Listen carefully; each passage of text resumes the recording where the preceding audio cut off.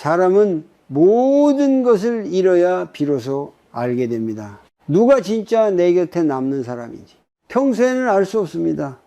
돈이 있을 때, 건강할 때, 웃고 이야기할 수 있을 때는 모두가 내 곁에 있는 것처럼 보이기 때문입니다. 하지만 어느 날 하나씩 무너질 때가 있습니다. 일이 끊기고 몸이 약해지고 마음이 지치고 더 이상 누군가에게 도움이 되지 못하는 순간이 오면 그때 비로소 아주 조용하게 사람들이 떠나기 시작합니다. 그 순간 많은 사람들이 이렇게 말합니다. 왜 아무도 내 곁에 없을까? 난 이렇게까지 했는데 왜 다 떠났을까? 그 질문 속에는 서운함과 억울함 그리고 깊은 외로움이 담겨 있습니다. 하지만 조금만 더 깊이 들여다보면은 그 질문 뒤에는 우리가 붙잡고 있던 어떤 기대와 집착이 숨어 있습니다. 중년이 되면 관계의 무게가 달라집니다. 젊을 때는 친구도 많고 연락도 잦고 작은 일에도 쉽게 웃고 쉽게 모입니다. 하지만 시간이 흐르고 각자의 삶이 무거워지면 사람들은 점점 자기 삶 안으로 들어갑니다. 가족을 책임지고 돈을 벌고 몸을 챙기느라 누군가를 계속해서 챙기는 여유가 사라집니다. 그런데 우리는 그 변화를 잘 받아들이지 못합니다. 예전처럼 연락이 오지 않으면 서운해지고 찾아오지 않으면 마음이 식었다고 생각합니다. 그리고 그 서운함이 쌓이다 보면 결국 사람은 다 똑같다라는 결론에 도달하게 됩니다. 하지만 불교에서는 이렇게 말합니다. 모든 것은 변한다는 거, 그것이 진리입니다. 이것을 무상이라고 합니다.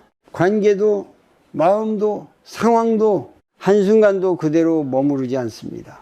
우리가 힘든 이유는 사람들이 떠나서가 아니라 떠나지 않을 것이라고 믿었기 때문입니다. 항상 내 곁에 있을 것이라고, 내가 힘들 때는 반드시 도와줄 것이라고 마음속으로 당연하게 여겼기 때문입니다. 어떤 사람은 사업이 무너지고 나서야 깨닫습니다. 잘 나갈 때는 매일같이 술을 마시던 사람들이 어느 날부터 전화를 받지 않는다는 것을, 어떤 사람은 병이 들고 나서야 느낍니다.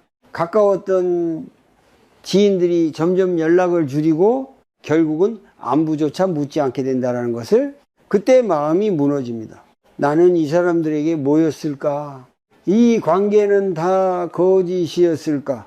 그 질문은 너무 아프고 너무 날카롭습니다. 하지만 그 순간을 조금 다르게 볼 수도 있습니다. 모든 것이 사라지는 그 순간은 사실을 드러내는 시간입니다. 겉으로 보이지 않던 것들이 조용히 그러나 분명하게 드러나는 순간입니다. 떠난 사람을 붙잡으려고 하지 마십시오. 그 사람은 원래 그 자리에 머무를 사람이 아니었을 뿐입니다. 그 자리에 남아있는 사람을 보십시오. 말이 많지 않아도, 자주 연락하지 않아도 조용히 곁에 남아있는 그 사람이 어쩌면 진짜 인연일지도 모릅니다. 그리고 더 중요한 것은 그 순간에도 나 자신을 잃지 않는 것입니다. 많은 사람들이 모든 것을 잃었을 때 자기 자신까지 놓아버립니다. 나는 가치 없는 사람이다. 나는 이제 아무것도 아니다. 이런 생각이 마음을 덮어버립니다. 하지만 불교에서는 이렇게 말합니다. 모든 것은 변하지만 그 변화를 알아차리는 마음은 여전히 여기 있다고, 그 마음을 놓지 않는 것이 진짜 무너지지 않는 삶이라고. 지금 혹시 사람들이 떠나고 있다고 느끼십니까? 관계가 예전 같지 않다고 느끼십니까? 그렇다면 이것을 끝이라고 생각하지 마십시오. 이것은 끝이 아니라 진짜를 보기 시작하는 순간일지도 모릅니다. 조용히 한번 돌아보십시오. 모든 것이 사라졌다고 생각하는 그 자리에서 아직도 남아있는 것이 무엇인지, 그리고 그 안에 아직도 남아있는 사람이 누구인지, 사람들이 떠나기 시작할 때 우리는 그것을 상실이라고 부릅니다. 무언가를 잃어버렸다고 느끼고 관계가 무너졌다고 생각합니다. 하지만 조금 더 깊이 들여다보면 그것은 단순한 상실이 아니라 감춰져 있던 진실이 드러나는 과정일지도 모릅니다. 우리는 늘 이렇게 믿습니다. 지금 곁에 있는 사람들이 앞으로도 계속 남아있을 것이라고, 지금의 관계가 그대로 유지될 것이라고. 이 믿음은 너무 자연스럽고 너무 당연하게 느껴집니다. 그래서 아무도 그것을 의심하지 않습니다. 하지만 불교에서는 말합니다. 이 세상에 변하지 않는 것은 하나도 없다고. 모든 것은 흘러가고 바뀌고 사라진다고. 이것이 바로 무상입니다. 무상은 단순히 잃는다는 의미가 아닙니다. 무상은 우리가 붙잡고 있던 환상을 조용히 걷어내는 힘입니다. 그래서 무상은 때로 잔인하게 느껴집니다. 왜냐하면 그것은 우리가 믿고 싶었던 것을 있는 그대로 부정해 버리기 때문입니다. 예를 들어 보겠습니다. 한 남자가 오랜 시간 동안 회사를 다니며 가정을 책임지고 사람들과 관계를 쌓아왔습니다. 회식 자리에서는 늘 중심이었고 주변에는 늘 사람이 많았습니다. 그는 자신이 많은 사람들에게 필요한 존재라고 믿었습니다. 하지만 어느 날 회사에서 나오게 됩니다. 수입이 줄어들고 예전처럼 사람들을 만날 여유도 사라집니다. 그때부터 이상한 일이 시작됩니다. 자주 오던 연락이 점점 줄어들고 만나자는 약속도 자연스럽게 사라집니다. 처음에는 바쁘겠지 생각합니다. 하지만 시간이 지나도 상황은 달라지지 않습니다. 그제야 마음속에 이런 생각이 올라옵니다. 왜 아무도 나를 찾지 않을까? 내가 힘들 때는 아무도 없구나. 이 순간 그는 큰 상실감을 느낍니다. 하지만 사실 그는 무언가를 잃은 것이 아닙니다.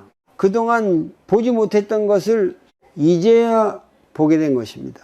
그 관계는 처음부터 조건 위에 서 있었을지도 모릅니다. 직장, 위치, 역할 혹은 경제적인 여유, 그 모든 것들이 관계를 유지시키는 보이지 않는 바탕이었을 수도 있습니다. 그 바탕이 사라지자 관계도 함께 사라진 것입니다. 이것을 받아들이는 것은 쉽지 않습니다. 마음은 계속해서 부정하려고 합니다. 아니야, 그 사람들은 원래 좋은 사람들이었어. 단지 지금 상황이 바쁜 것뿐이야. 이렇게 스스로를 설득하려고 합니다. 하지만 무상은 우리를 속이지 않습니다. 있는 그대로를 보여줍니다. 다만 우리가 그것을 받아들이기까지 시간이 걸릴 뿐입니다. 중년이 되면은 이 무상의 흐름을 더 깊이 느끼게 됩니다.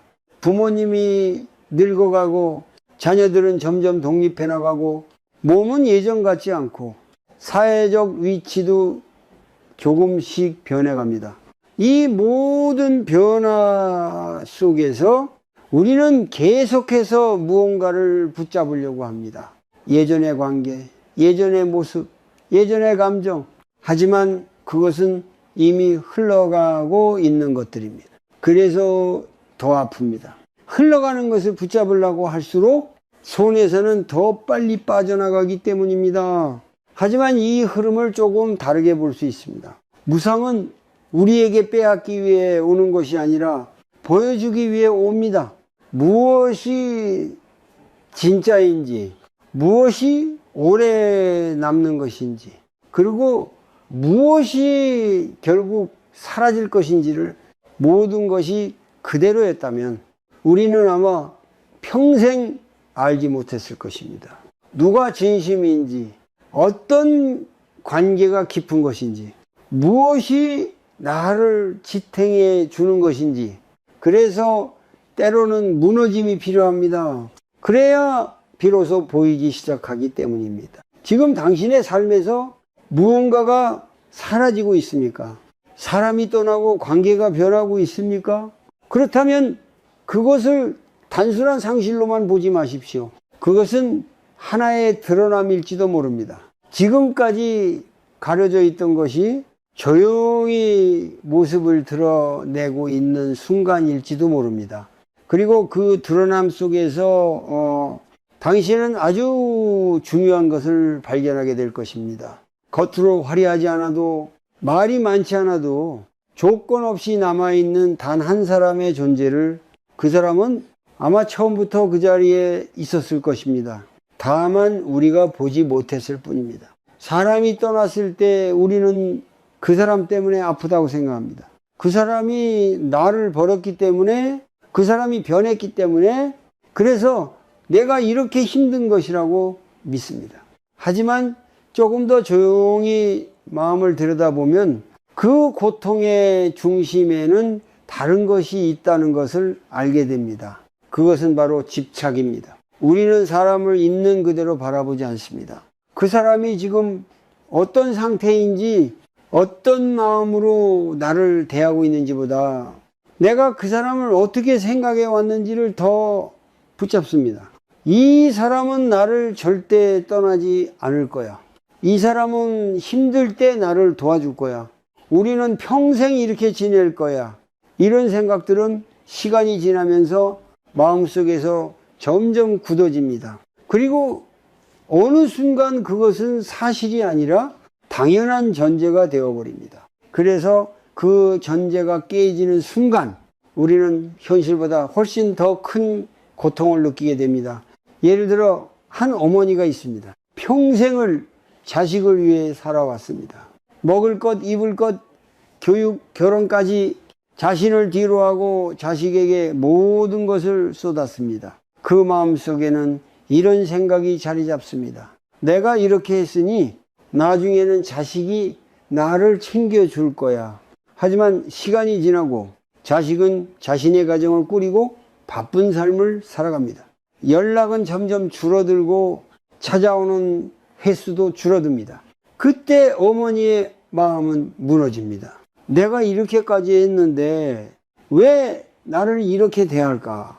그 슬픔은 단순한 외로움이 아닙니다. 그것은 무너진 기대에서 오는 고통입니다. 불교에서는 이것을 집착이라고 합니다. 어떤 결과를 반드시 가져야 한다고 믿는 마음, 어떤 관계는 반드시 이렇게 되어야 한다고 생각하는 마음.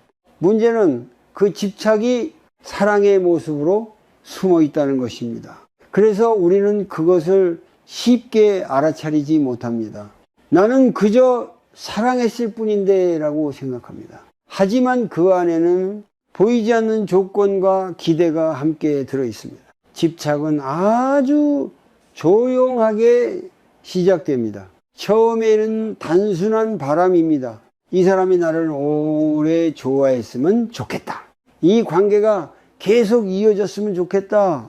하지만 그 바람이 반복되면서 점점 단단해지고 나중에는 그래야만 한다는 믿음으로 바뀝니다. 그때부터 우리는 고통의 씨앗을 품게 됩니다.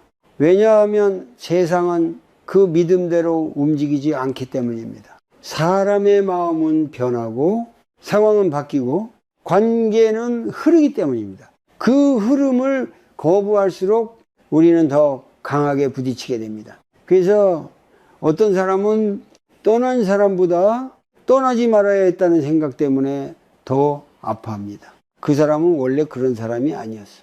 왜 나에게만 이렇게 변했을까? 이 질문들은 계속해서 머릿속을 맴돌고 같은 생각을 반복하게 만듭니다.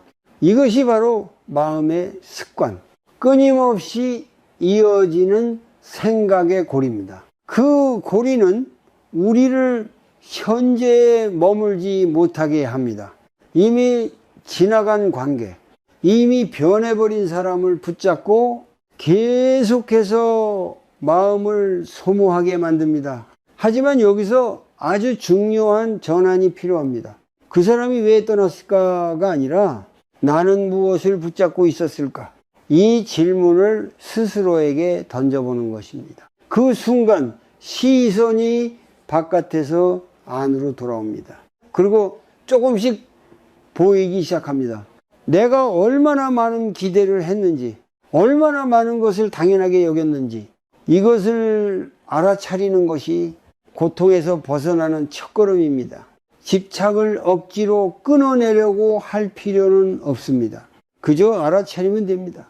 지금 이 순간 나는 어떤 관계를 붙잡고 있는지, 어떤 사람에게 기대고 있는지, 그 기대가 깨졌을 때 얼마나 흔들리는지를 조용히 바라보는 것입니다. 그리고 이렇게 스스로에게 말해 보십시오. 이 모든 것도 변할 수 있다. 이 사람도, 이 관계도, 이 감정도 영원하지 않다. 이 말은 차갑게 들릴 수 있습니다. 하지만 그 안에는 우리를 자유롭게 하는 힘이 담겨 있습니다. 붙잡지 않으면 사라지는 것에 덜 흔들립니다. 그리고 그때 비로소 우리는 떠난 사람보다 남아있는 사람을 볼 수 있게 됩니다. 사람이 떠난 뒤에도 마음이 계속 흔들리는 이유는 그 사람이 없어서만은 아닙니다. 그보다 더 깊은 곳에는 우리가 스스로 만들어낸 비교와 기대가 있습니다. 우리는 늘 보이지 않게 비교합니다. 겉으로는 아무 말도 하지 않지만 마음속에서는 끊임없이 재고 있습니다. 나는 저 사람보다 더 잘해줬는데, 나는 더 많이 희생했는데 왜 나는 이렇게 대접받지 못할까? 이 비교는 아주 자연스럽게 시작됩니다. 하지만 시간이 지나면서 마음을 점점 무겁게 만듭니다. 특히 중년이 되면은 이 비교는 더 깊어집니다. 삶의 무게가 쌓이고 지나온 시간만큼 기준도 높아지기 때문입니다. 예를 들어 형제 사이를 생각해 보십시오. 부모를 모시는 문제, 재산을 나누는 문제, 혹은 평소의 관심과 연락. 겉으로는 평온해 보여도 마음속에서는 이런 생각이 오갑니다. 나는 더 자주 찾아뵙는데, 나는 더 많이 책임지고 있는데 왜 저 사람은 아무것도 안 하면서도 똑같이 인정받는 걸까? 이 순간 관계는 이미 단순한 가족이 아닙니다. 보이지 않는 저울 위에 올라가 있습니다. 그리고 그 저울은 절대로 균형을 맞추지 않습니다. 왜냐하면 사람마다 기준이 다르고 느끼는 방식이 다르기 때문입니다. 그래서 비교를 시작하는 순간 우리는 이미 불편함 속으로 들어가게 됩니다. 기대도 마찬가지입니다. 우리는 말하지 않아도 상대가 알아주기를 바랍니다. 이 정도 했으면 저 사람도 알아서 해줘야지. 내 마음을 이 정도는 이해해줘야지. 하지만 상대는 그 기대를 알지 못합니다. 혹은 알더라도 같은 방식으로 행동하지 않습니다. 그때 우리는 실망합니다. 그리고 그 실망은 점점 쌓여서 마음의 벽이 됩니다. 불교에서는 이것을 고통의 원인 중 하나로 봅니다. 바로 원하는 대로 되지 않음입니다. 세상은 내가 원하는 방향으로 움직이지 않습니다. 사람도 관계도 상황도 내 마음대로 되지 않습니다. 그런데 우리는 그렇지 않으면 안 된다고 믿습니다. 이 믿음이 강할수록 실망도 깊어집니다. 어떤 사람은 말합니다. 나는 기대도 안 해. 하지만 정말로 기대가 없을까요? 마음 깊은 곳에는 여전히 누군가 알아주기를 바라는 작은 기대가 남아 있습니다. 그래서 작은 행동 하나에도 마음이 크게 흔들립니다. 연락이 늦어도 서운하고 말 한마디에도 상처를 받고 작은 무관심에도 마음이 다칩니다. 이것은 우리가 약해서가 아닙니다. 그만큼 마음이 오래 쌓여왔기 때문입니다. 하지만 여기서 중요한 것은 이 비교와 기대를 알아차리는 것입니다. 지금 내가 누군가와 자신을 비교하고 있는지, 내가 어떤 반응을 기대하고 있는지, 그 기대가 충족되지 않았을 때 어떻게 마음이 변하는지를 조용히 바라보는 것입니다. 이것이 바로 마음을 보는 연습입니다. 처음에는 쉽지 않습니다. 왜냐하면 우리는 늘 바깥을 보도록 익숙해져 있기 때문입니다. 누가 잘못했는지, 누가 더 부족한지, 누가 나를 어떻게 대하는지를 먼저 보게 됩니다. 하지만 시선을 안으로 돌리면 다른 것이 보이기 시작합니다. 아, 내가 기대하고 있었구나. 내가 비교하고 있었구나. 이렇게 알아차리는 순간 마음은 조금씩 가벼워집니다. 왜냐하면 고통의 원인이 바깥이 아니라 내 안에도 있다는 것을 알게 되기 때문입니다. 그리고 그때부터 조금씩 자유로워질 수 있습니다. 비교를 멈추면 마음이 단순해집니다. 기대를 내려놓으면 관계가 부드러워집니다. 상대를 있는 그대로 보게 되고 그 사람이 줄 수 있는 만큼만 받게 됩니다. 그 이상을 요구하지 않기 때문에 상처도 줄어듭니다. 지금 혹시 누군가와 자신을 비교하고 있습니까? 혹은 마음속으로 누군가에게 무언가를 기대하고 있습니까? 그렇다면 잠시 멈추고 이렇게 스스로에게 물어보십시오. 나는 무엇을 바라고 있는가? 그 기대가 반드시 이루어져야 하는가? 이 질문을 반복하다 보면 마음은 조금씩 느슨해집니다. 그리고 그 느슨함 속에서 우리는 비로소 사람을 있는 그대로 볼 수 있게 됩니다. 모든 것이 무너졌다고 느껴질 때 우리는 종종 이렇게 말합니다. 이제 아무도 내 곁에 없다. 하지만 정말 아무도 남아있지 않을까요? 아니면 우리가 보지 못하고 있는 것일까요? 사람은 늘 크게 보이는 것에 먼저 반응합니다. 자주 연락하던 사람, 늘 웃으며 함께 하던 사람, 눈에 잘 띄던 관계들이 사라지면은 마치 모든 것이 사라진 것처럼 느껴집니다. 하지만 조용히 주변을 살펴보면은 그 자리에 그대로 있는 사람들이 있습니다. 눈에 띄지 않았을 뿐 처음부터 그 자리에 있었던 사람들입니다. 진짜 관계는 항상 조용한 자리에 있습니다. 많이 말하지 않아도, 자주 표현하지 않아도 필요한 순간에 아무 말 없이 곁에 있는 사람, 그 사람이 진짜입니다. 하지만 우리는 그런 사람을 쉽게 지나칩니다. 왜냐하면 우리의 마음은 늘 더 크고 더 눈에 보이고 더 즉각적인 반응을 원하기 때문입니다. 그래서 화려한 관계에는 쉽게 마음을 주고 조용한 관계는 당연하게 여깁니다. 그러다가 어느 날 화려한 것들이 사라지고 나서야 그 조용한 존재를 발견하게 됩니다. 예를 들어 보겠습니다. 한 남자가 사업에 실패하고 모든 것을 잃게 되었습니다. 그동안은 주변에 사람이 많았습니다. 늘 바쁘게 전화가 울렸고 약속이 끊이지 않았습니다. 하지만 상황이 바뀌자 사람들도 하나둘씩 멀어졌습니다. 그때 그는 깊은 절망을 느꼈습니다. 이렇게까지 혼자가 될 줄은 몰랐다. 그런데 어느 날 한 통의 메시지가 도착합니다. 요즘 괜찮아? 짧은 한마디였습니다. 그 사람은 평소에 자주 연락하던 사람도 아니었고 특별히 가까웠다고 생각했던 사람도 아니었습니다. 하지만 그 한마디는 다른 어떤 말보다 깊게 마음에 닿습니다. 그 순간 그는 깨닫기 시작합니다. 진짜 관계는 크게 드러나지 않는다는 것을, 진짜 사람은 조건이 사라졌을 때도 남아있다는 것을, 불교에서 말하는 인연은 바로 이런 것입니다.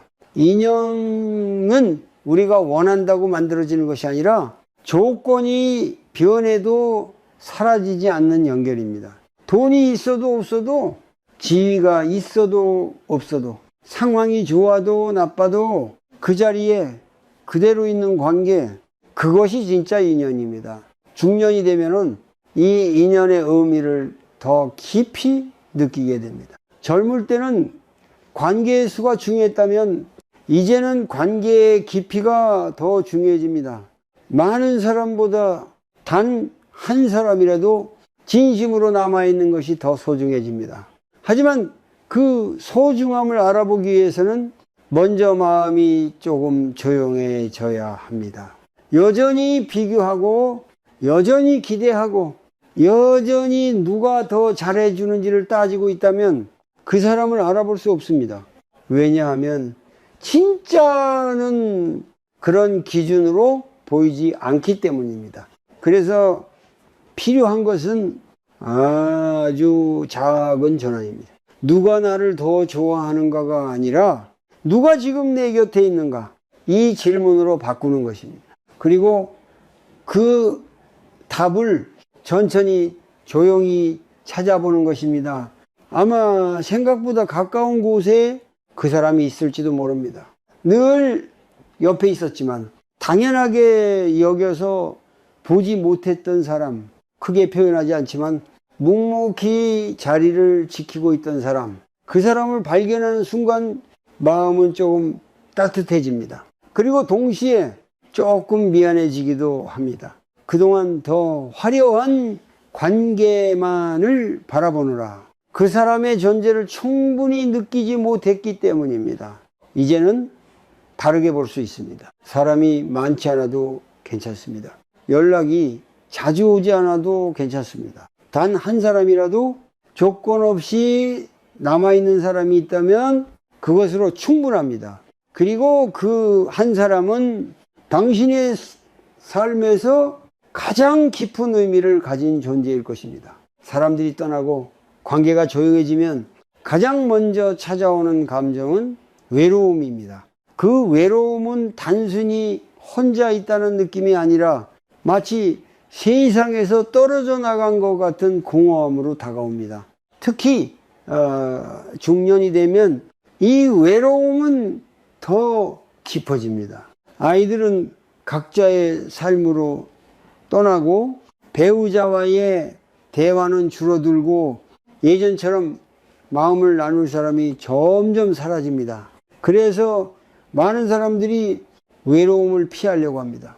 계속해서 누군가와 연락하려 하고 바쁘게 움직이며 혼자 있는 시간을 견디지 못합니다. 하지만 아무리 사람들 사이에 있어도 마음이 채워지지 않는 경우가 있습니다. 그럴 때 우리는 더 큰 혼란을 느낍니다. 왜 이렇게 사람들 속에서도 외로울까? 이 질문은 아주 중요합니다. 왜냐하면 외로움의 본질을 드러내기 때문입니다. 외로움은 단순히 사람이 없어서 생기는 감정이 아닙니다.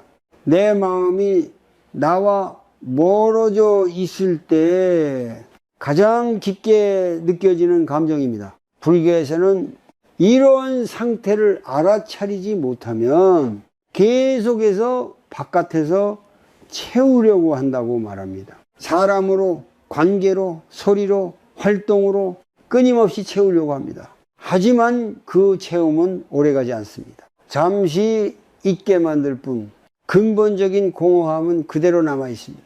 그래서 어느 순간 우리는 지치게 됩니다. 계속해서 무언가를 찾아야 하고 계속해서 누군가에게 기대야 하기 때문입니다.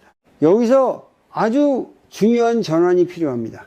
외로움을 없애려고 하지 말고 외로움을 있는 그대로 느껴보는 것입니다. 처음에는 불편합니다.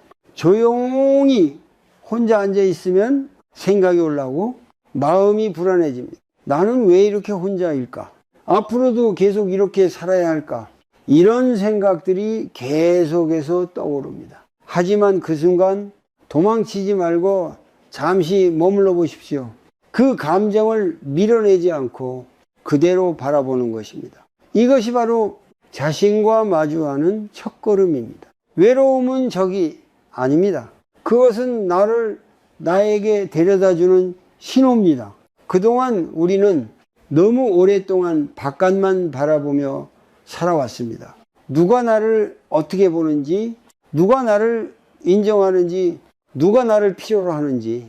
하지만 정작 나는 나를 얼마나 알고 있었을까요? 혼자 있는 시간이 불편한 이유는 내 마음이 낯설기 때문입니다. 그래서 외로움은 우리를 멈추게 합니다. 그리고 이렇게 묻습니다.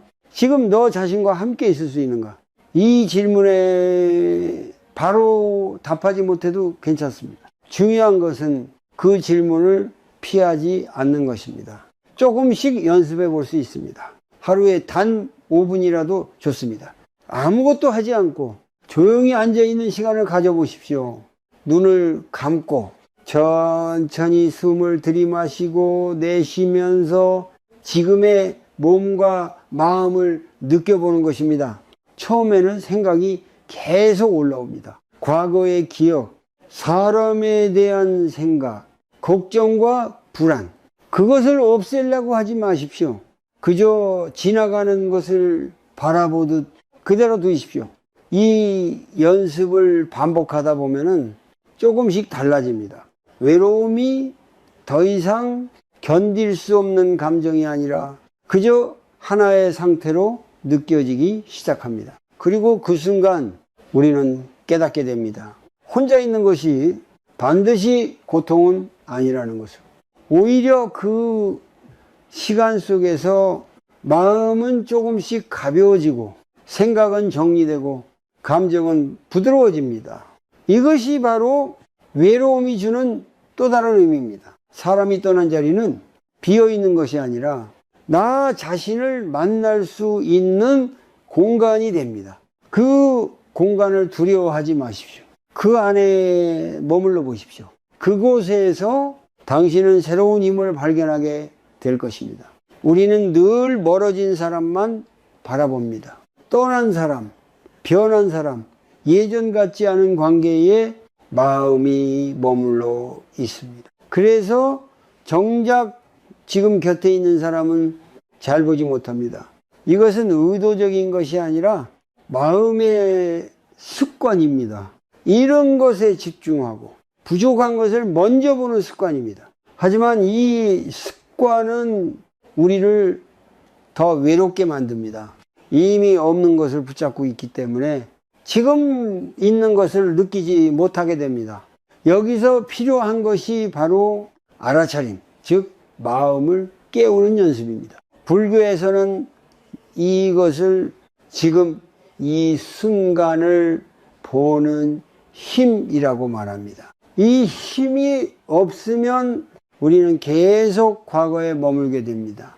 누가 떠났는지, 누가 나를 실망시켰는지, 왜 이렇게 되었는지 같은 생각이 계속 반복됩니다. 하지만 알아차림이 시작되면은 조금씩 다른 것이 보이기 시작합니다. 예를 들어 보겠습니다. 한 사람이 있습니다. 그는 최근 몇 년 사이에 많은 관계가 멀어졌다고 느끼고 있습니다. 친구들과의 연락도 줄어들고 예전처럼 모임도 거의 없습니다. 그래서 그는 늘 이렇게 생각합니다. 나는 이제 혼자가 되었구나. 그 생각은 점점 굳어지고 마음은 점점 더 무거워집니다. 하지만 어느 날 그는 잠시 멈추어 보기 시작합니다. 그리고 이렇게 스스로에게 묻습니다. 정말 아무도 없는가? 그 질문을 마음속에 두고 조용히 하루를 보내봅니다. 아침에 눈을 떴을 때 식탁 위에 놓여있는 따뜻한 밥 한 끼 말없이 준비해둔 배우자의 손길, 짧은 문자 하나, 건강 잘 챙겨, 지나가듯 건네는 한마디, 요즘 괜찮으세요? 그동안은 너무 작아서 눈에 들어오지 않았던 것들입니다. 하지만 마음을 조금만 멈추고 보니 그것들이 보이기 시작합니다. 그리고 그 순간 그는 깨닫습니다. 나는 완전히 혼자가 아니었다는 것을, 다만 내가 보고 있던 방향이 다른 곳이었을 뿐이라는 것을, 이것이 바로 알아차림이 만들어내는 변화입니다. 세상이 바뀌는 것이 아니라 보는 방식이 바뀌는 것입니다. 우리는 늘 강한 자극에 익숙해져 있습니다. 큰 말, 큰 행동, 분명한 표현. 그래서 조용한 관계는 쉽게 지나칩니다. 하지만 진짜는 대부분 조용한 곳에 있습니다. 과하게 표현하지 않아도, 눈에 띄지 않아도 필요한 순간에 자연스럽게 드러나는 것, 그것이 오래가는 관계입니다. 이것을 보기 위해서는 마음을 조금 느리게 해야 합니다. 급하게 판단하지 않고 바로 결론을 내리지 않고 그 순간을 그대로 느껴보는 것입니다. 하루 중 아주 짧은 시간이라도 좋습니다. 잠시 멈추고 주변을 조용히 바라보십시오. 지금 내 곁에 있는 사람은 누구인지, 그 사람이 어떤 방식으로 나와 연결되어 있는지를 말이 아니라 행동으로 크게 드러나는 것이 아니라 작은 반복 속에서 이렇게 바라보다 보면 마음이 조금씩 달라집니다. 없다고 느꼈던 것이 사라진 것이 아니라 보지 못했던 것이라는 것을 알게 됩니다. 그리고 그 깨달음은 마음을 부드럽게 만듭니다. 서운함이 줄어들고 원망이 조금씩 내려놓아집니다. 대신 고마움이 올라오기 시작합니다. 아, 이 사람이 있었구나. 나는 이걸 몰랐구나. 이 마음이 바로 관계를 다시 보는 시작입니다. 지금 이 순간에도 당신 곁에는 누군가가 있습니다. 크게 드러나지 않을 뿐 조용히 자리를 지키고 있는 사람, 그 사람을 알아보는 순간 당신의 세상은 조금 더 따뜻해질 것입니다. 지금까지 우리는 많은 것을 이해해 왔습니다. 사람이 떠나는 이유, 관계가 변하는 흐름, 그리고 그 속에서 드러나는 진실. 하지만 이해만으로는 충분하지 않습니다. 마음은 이해보다 훨씬 깊은 곳에서 움직이기 때문입니다. 그래서 필요한 것은 아주 작지만 실제로 해볼 수 있는 연습입니다. 지금부터 아주 간단한 하나의 시간을 가져보십시오. 길지 않아도 괜찮습니다. 단 5분이면 충분합니다. 먼저 조용한 곳에 앉습니다. 가능하다면 등을 곧게 펴고 몸에 힘을 조금 빼고 편안하게 앉으십시오. 눈을 감아도 좋고 살짝 아래를 바라봐도 좋습니다. 그리고 아무것도 하려고 하지 마십시오. 그저 잠시 멈추는 것입니다. 이제 천천히 숨을 들이마십니다. 깊게 들이마시지 않아도 됩니다. 그저 자연스럽게 들어오는 숨을 느껴보십시오. 그리고 천천히 내쉽니다. 숨이 나가는 길을 따라 마음도 조금씩 내려놓는다고 느껴보십시오. 이 과정을 몇 번 반복합니다. 생각이 올라와도 괜찮습니다. 그것을 막으려고 하지 마십시오. 중요한 것은 생각을 없애는 것이 아니라 그 생각이 지나가는 것을 보는 것입니다. 이제 다음 단계로 넘어갑니다. 당신의 삶에서 지금까지 떠올랐던 사람들을 떠올려 보십시오. 먼저 떠난 사람들을 떠올립니다. 연락이 끊긴 사람, 멀어진 사람, 예전 같지 않은 관계들. 그 사람들을 떠올릴 때 마음이 어떻게 반응하는지 느껴보십시오. 서운함이 올라올 수도 있고 분노가 올라올 수도 있고 허전함이 올라올 수도 있습니다. 그 감정을 바꾸려고 하지 마십시오. 그저 이런 마음이 있구나 하고 조용히 알아차리십시오. 이것이 첫 번째입니다. 내 안에 있는 감정을 있는 그대로 보는 것. 이제 천천히 숨을 한 번 더 고르고 다음으로 넘어갑니다. 이번에는 지금도 내 곁에 있는 사람을 떠올려 보십시오. 자주 연락하지 않아도 괜찮습니다. 크게 표현하지 않아도 괜찮습니다.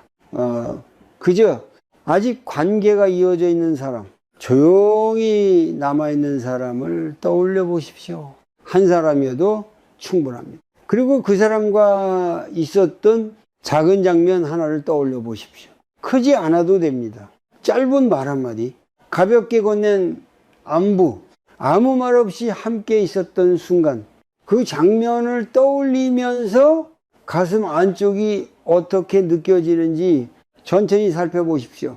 조금 따뜻해질 수도 있고 조금 편안해질 수도 있습니다. 그 느낌을 밀어내지 말고 그대로 머물러 보십시오. 이것이 두 번째입니다. 이미 있는 것을 느끼는 연습입니다. 우리는 늘 없는 것에 집중해 왔습니다. 그래서 있는 것을 느끼는 능력이 약해져 있습니다. 하지만 이 연습을 통해 조금씩 균형을 되찾을 수 있습니다. 이제 마지막으로 아주 중요한 한 가지를 더 해보겠습니다. 마음속으로 그 사람에게 한마디를 건네보십시오. 고맙다. 크게 말할 필요도 없고 실제로 전달하지 않아도 괜찮습니다. 그저 마음속으로 조용히 그 말을 건네보십시오. 처음에는 어색할 수 있습니다. 하지만 몇 번 반복하다 보면 그 말이 조금씩 진심으로 느껴지기 시작합니다. 이것이 세 번째입니다. 감사를 통해 관계를 다시 바라보는 연습입니다. 이 세 가지는 아주 단순합니다. 내 감정을 알아차리는 것, 지금 있는 사람을 느끼는 것, 그리고 그 존재에 감사하는 것. 하지만 이 단순한 연습은 마음을 천천히 바꾸기 시작합니다. 떠난 사람에게 머물러 있던 시선이 남아있는 사람에게로 옮겨지고 부족함에 집중하던 마음이 이미 있는 것에 머물게 됩니다. 그리고 그 변화는 생각보다 깊고 오래갑니다. 이 연습을 매일 할 필요는 없습니다. 그저 마음이 흔들릴 때, 외로움이 올라올 때, 관계에 대한 생각이 복잡해질 때 잠시 멈추고 해보면 충분합니다. 중요한 것은 얼마나 잘하느냐가 아니라 얼마나 자주 돌아오느냐입니다. 마음은 계속 흔들릴 것입니다. 사람도 계속 변할 것입니다. 하지만 그 속에서 다시 돌아올 수 있는 자리를 만드는 것, 그것이 이 연습의 의미입니다. 사람이 곁에 남는 이유를 생각해 보면 우리는 종종 상대에게서 그 이유를 찾으려고 합니다. 저 사람은 착해서, 저 사람은 의리가 있어서, 저 사람은 나를 진심으로 생각해서. 하지만 조금 더 깊이 들어가 보면은 관계는 한쪽만으로 유지되지 않습니다.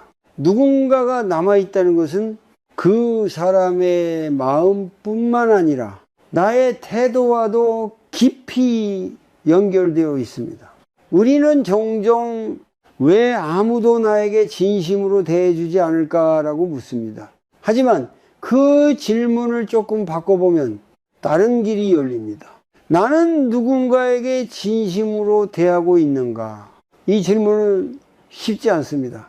왜냐하면 우리는 늘 상대의 행동에 더 집중해 왔기 때문입니다. 누가 나에게 어떻게 했는지, 누가 나를 얼마나 챙겼는지, 누가 나를 실망시켰는지. 하지만 관계는 거울과 같습니다. 내가 어떤 마음으로 대하는지가 결국 다시 나에게 돌아옵니다. 불교에서는 이것을 자비라고 말합니다. 자비는 단순히 착하게 행동하는 것이 아닙니다. 상대를 이해하려는 마음, 조건 없이 바라보려는 태도, 그리고 계산하지 않는 마음입니다. 하지만 우리는 자주 자비와 희생을 혼동합니다. 무조건 참고 무조건 맞춰주고 내 감정을 눌러가며 상대를 위해 주는 것, 이것은 자비가 아닙니다. 이것은 결국 마음을 지치게 하고 언젠가는 관계를 무너뜨립니다. 진짜 자비는 나를 잃지 않으면서도 상대를 있는 그대로 인정하는 것입니다. 예를 들어 보겠습니다. 오랫동안 함께 살아온 부부가 있습니다. 시간이 지나면서 대화는 점점 줄어들고 서로에게 기대하는 것도 많아집니다.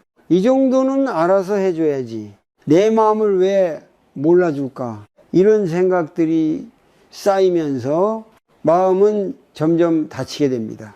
그리고 어느 순간 같은 공간에 있어도 서로 다른 방향을 바라보게 됩니다. 이때 필요한 것은 더 많은 요구가 아니라 조금 다른 시선입니다. 상대를 바꾸려고 하기보다 이렇게 한번 바라보는 것입니다. 저 사람도 나처럼 힘들겠구나. 저 사람도 나름의 방식으로 살아가고 있겠구나. 이 생각은 문제를 바로 해결해 주지는 않습니다. 하지만 마음의 긴장을 풀어줍니다. 그 긴장이 풀릴 때 비로소 대화가 가능해지고 이해가 시작됩니다. 자비는 거창하지 않습니다. 상대의 말을 끝까지 들어주는 것, 바로 반응하지 않고 한 번 더 생각해 보는 것, 내 기준이 아니라 상대의 입장에서 한번 바라보는 것. 이 작은 태도들이 관계를 천천히 바꿉니다. 그리고 무엇보다 중요한 것은 계산하지 않는 것입니다. 내가 이만큼 했으니 저 사람도 이만큼 해야 한다. 이 생각이 들어오는 순간 관계는 거래가 됩니다. 거래가 되면 항상 부족함이 생깁니다.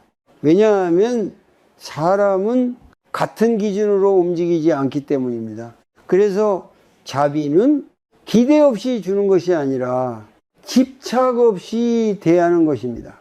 줄 수도 있고 주지 않을 수도 있고 받을 수도 있고 받지 못할 수도 있는 흐름을 그대로 받아들이는 태도입니다. 이것은 쉽지 않습니다. 특히 오랫동안 기대와 비교 속에서 살아왔다면 더 어렵게 느껴질 수 있습니다. 하지만 작은 것부터 시작할 수 있습니다. 오늘 하루 누군가의 말에 바로 반응하지 않고 한 번 더 듣는 것, 가족의 행동을 판단하기 전에 그럴 수도 있겠다라고 생각해 보는 것, 그리고 무엇보다 나 자신에게도 같은 자비를 적용하는 것입니다. 나는 왜 이렇게 부족할까가 아니라 나는 지금 이 정도로도 충분히 애쓰고 있다. 이렇게 스스로를 바라보는 것. 자비는 밖으로만 향하는 것이 아니라 안으로도 함께 향해야 합니다. 그래야 마음이 지치지 않고 관계도 오래 유지될 수 있습니다. 결국 내 곁에 진짜 사람이 남기를 바란다면 나 역시 그런 사람이 되어야 합니다. 조건이 사라져도 마음이 변하지 않는 사람, 상황이 달라져도 태도가 흔들리지 않는 사람, 그런 사람이 될 때 비슷한 마음을 가진 사람이 자연스럽게 곁에 남게 됩니다. 모든 것이 사라진 것처럼 느껴질 때가 있습니다. 사람도 관계도 예전에 나도 조금씩 멀어지고 흐려지는 순간, 그때 우리는 이렇게 생각합니다. 나는 이제 아무것도 남지 않았다. 하지만 정말 아무것도 남지 않았을까요? 조용히 멈추어 보면은 아직 사라지지 않은 것이 있습니다. 바로 이 모든 변화를 알아차리고 있는 나입니다. 사람은 많은 것을 잃을 수 있습니다. 돈을 잃을 수도 있고 건강을 잃을 수도 있고 사람을 잃을 수도 있습니다. 하지만 그 모든 것을 잃는 순간에도 여전히 남아있는 것이 있습니다. 지금 이 순간을 느끼고 있는 마음, 이 변화를 지켜보고 있는 의식, 불교에서는 이 알아차림의 자리를 매우 중요하게 여깁니다. 왜냐하면 그것은 변하지 않는 것이 아니라 변화를 그대로 받아들이는 힘이기 때문입니다. 우리는 늘 바깥에서 안정감을 찾으려고 합니다. 사람이 있어야 안심이 되고 관계가 유지되어야 마음이 편해집니다. 하지만 그 모든 것은 언제든 변할 수 있습니다. 그래서 바깥에만 의지하면 마음은 계속 흔들리게 됩니다. 반대로 안으로 돌아오기 시작하면 조금씩 달라집니다. 사람이 떠나도 완전히 무너지지 않고 관계가 변해도 자신을 잃지 않게 됩니다. 이것이 바로 진짜로 의지할 수 있는 자리입니다. 중년 이후의 삶은 이 방향으로 자연스럽게 흘러갑니다. 바깥의 관계는 점점 줄어들고 몸은 예전 같지 않고 삶의 속도도 달라집니다. 이 변화를 억지로 거부하면 고통이 커집니다. 하지만 이 흐름을 받아들이면 전혀 다른 삶이 열립니다. 많이 가지지 않아도 괜찮고 많이 연결되어 있지 않아도 괜찮고 단순하게 살아갈 수 있는 여유가 생깁니다. 그 여유 속에서 비로소 보이기 시작합니다.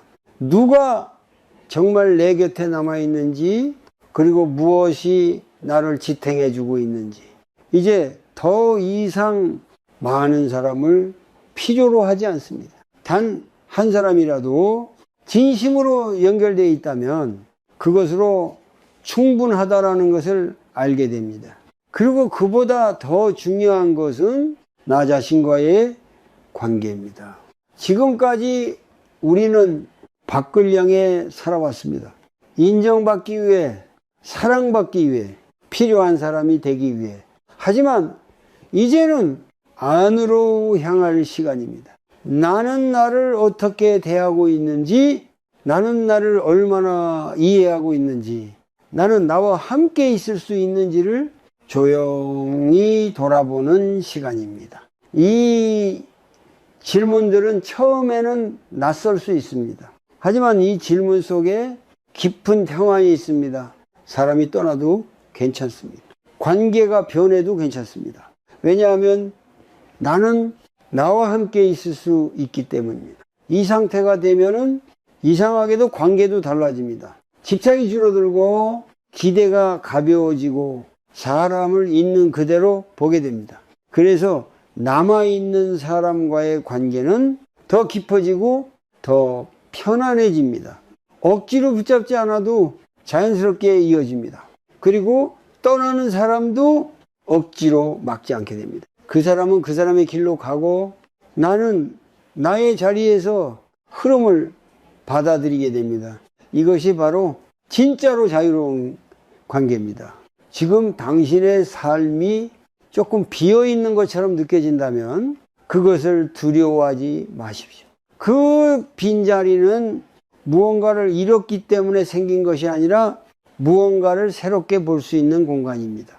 그 공간 속에서 당신은 더 단순해지고 더 깊어지고 더 단단해질 것입니다. 그리고 어느 순간 이렇게 말할 수 있게 됩니다. 나는 괜찮다. 그 말은 아무 일도 없다는 의미가 아니라 어떤 일이 있어도 흔들리지 않을 수 있다는 의미입니다. 그때 비로소 당신은 알게 됩니다.